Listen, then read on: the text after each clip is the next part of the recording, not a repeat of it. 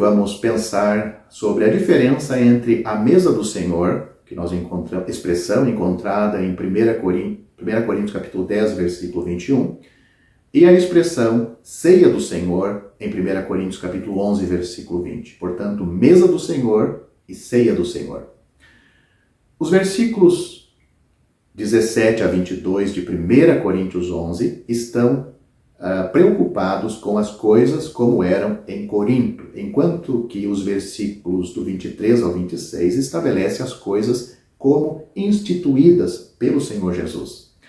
Assim, o assunto dos versículos 20 a 22 é a própria ceia do Senhor. Parece que em Corinto havia uma refeição social ou de comunhão em conexão com a ceia do Senhor. No entanto, esta festa de amor, como era chamada, havia assumido de modo que a ceia degenerou ou se tornou em uma refeição comum. Os coríntios não estavam realizando a coisa para a qual professavam ter se unido ou reunido. Então Paulo escreve, isto não é comer a ceia do Senhor. 1 Coríntios capítulo 11, versículo 20. Eles de fato participariam de uma ceia, mas não era ceia. No entanto, a ceia do Senhor refere-se à do Senhor Jesus, a ceia que ele instituiu. Bem, já a expressão a mesa do Senhor é uma sentença encontrada também no Antigo Testamento.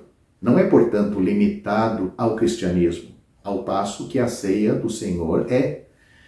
Assim, em Malaquias, o altar do holocausto é mencionado como a mesa do Senhor. Malaquias capítulo 1, versículo 7 e o versículo 12. Davi, por exemplo, sabia o que era sentar-se à mesa do Senhor, apreciando a provisão que o Senhor havia feito para ele naquele momento. Davi disse, preparas uma mesa diante de mim na presença dos meus inimigos. Salmos capítulo 23, versículo 5, mas ele não teve o privilégio de participar da ceia do Senhor. 1 Coríntios capítulo 10, Paulo contrasta a mesa do Senhor com a mesa dos demônios. A mesa do Senhor aqui nos fala de comunhão. De fato, as duas palavras gregas para companheirismo, traduzida como comunhão e participantes, ocorre 5 vezes dos versículos 16 a 21 de 1 Coríntios capítulo 10. A mesa do Senhor, conforme apresentada por Paulo, indicaria todo o bem em que entramos como resultado da pessoa e obra do Senhor Jesus Cristo. Assim como a mesa dos demônios representaria todo o sistema de idolatria, a mesa do Senhor apresentaria todas as bênçãos do cristianismo que agora desfrutamos. Acreditamos que a referência à mesa do Senhor tem em vista o Senhor Jesus Cristo particularmente.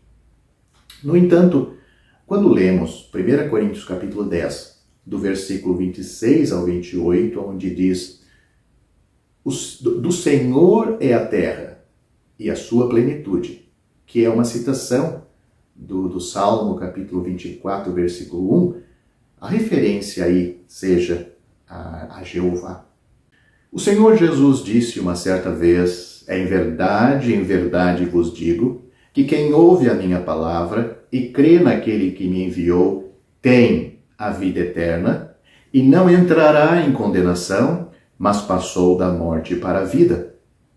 Isto está em João, está registrado em João o Evangelho de João, capítulo 5, versículo 24. Tenho certeza de que você está interessado nas palavras de muitos grandes homens e mulheres de nosso tempo.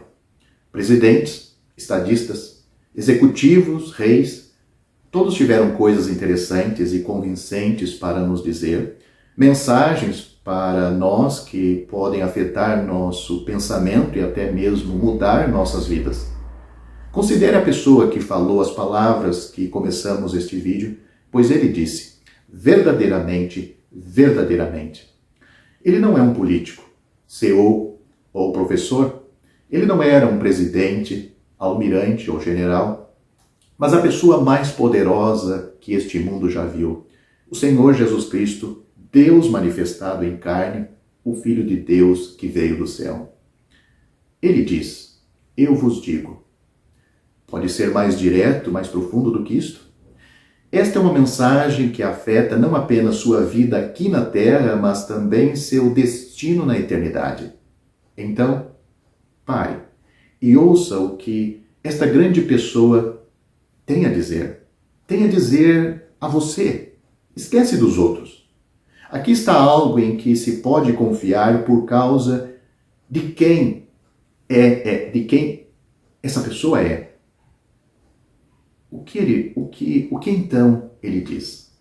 Ele diz, aquele que ouve e crê naquele que me enviou.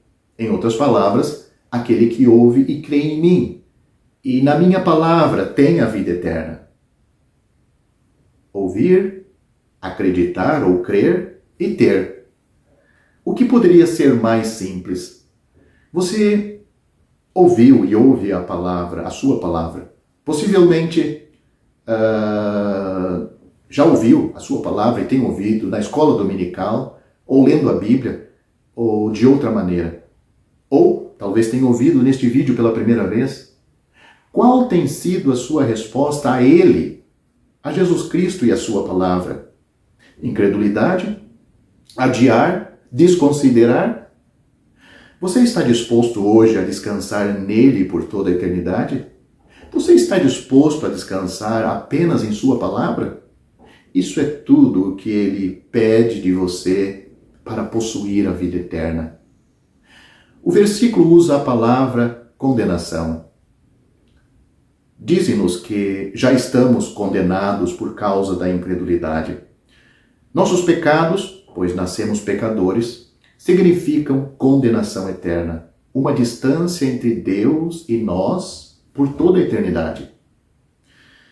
Venha um momento comigo e ficaremos no sopé de uma colina nos arredores de Jerusalém, num monte chamado a Caveira.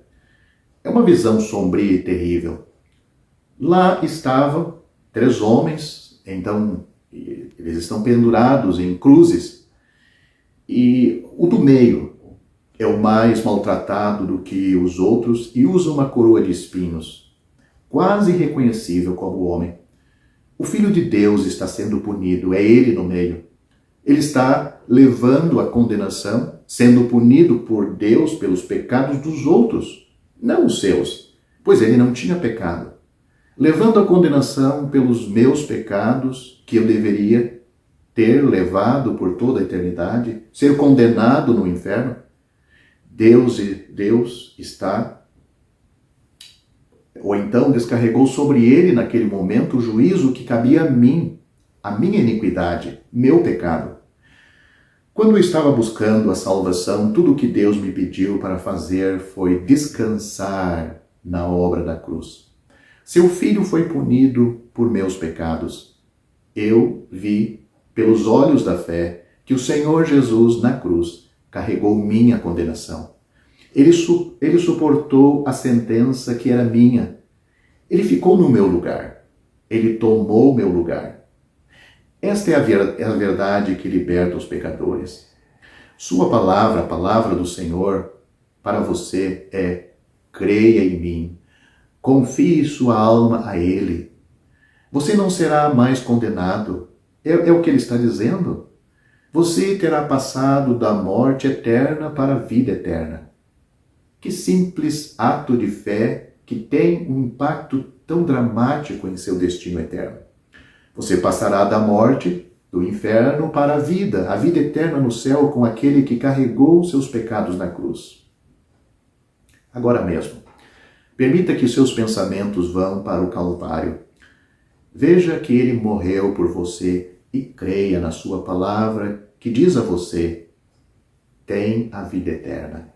Aquele que crê em mim tem a vida eterna. Você acredita nisto? Ele diz que aqueles que creem na palavra de Deus têm a vida eterna. Isaías capítulo 53, versículo 5 diz: pelas suas pisaduras, é uma profecia sobre a morte de Cristo. Pelas suas pisaduras fomos sarados. Na língua original, no hebraico, nós somos, torna-se nós fomos. Você consegue ver isto? É pela fé nele que você pode ser curado pelas suas pisaduras. Ouça a sua palavra e creia e tenha a vida eterna. Deus não pede mais do que isto. Como um pecador arrependido, desejoso desta salvação, porque ninguém vai ser salvo se não quer largar os seus pecados e ter uma nova vida, Deus pede que você creia no seu Filho. A Bíblia diz, porque pela graça sois salvos por meio da fé. Isto não vem de vós, é dom de Deus. Não vem das obras, para que ninguém se glorie. E em nenhum outro há salvação, porque também debaixo do céu nenhum outro nome há dado entre os homens, pelo qual devamos ser salvos. Só por Jesus é que nós somos salvos. Porque Deus amou o mundo de tal maneira que deu o seu Filho unigênito, para que todo aquele que nele crê não pereça, mas tenha a vida eterna. Porque Deus enviou o seu Filho ao mundo não para que condenasse o mundo, mas para que o mundo fosse salvo por ele. Quem crê nele não é condenado, mas quem não crê já está condenado, porquanto não crê no unigênito Filho de Deus. E a condenação é esta, que a luz veio ao mundo, e os homens amaram mais as trevas do que a luz, porque as suas obras eram más. Mas todo aquele que faz, o mal odeia a luz e não vem para a luz, para que as suas obras não sejam reprovadas.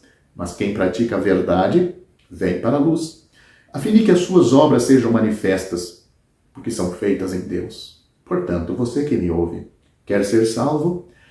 Quer fugir da condenação eterna? Quer estar junto de Deus na eternidade? A Bíblia aponta só um meio de salvação. Crê no Senhor Jesus Cristo e serás salvo. Este versículo está em Atos capítulo 16, versículo 31, e os outros versículos que eu citei estão em João, capítulo 3, do versículo 16 ao 21, Atos capítulo 4, versículo 12, e Efésios capítulo 2, do versículo 8 a 9.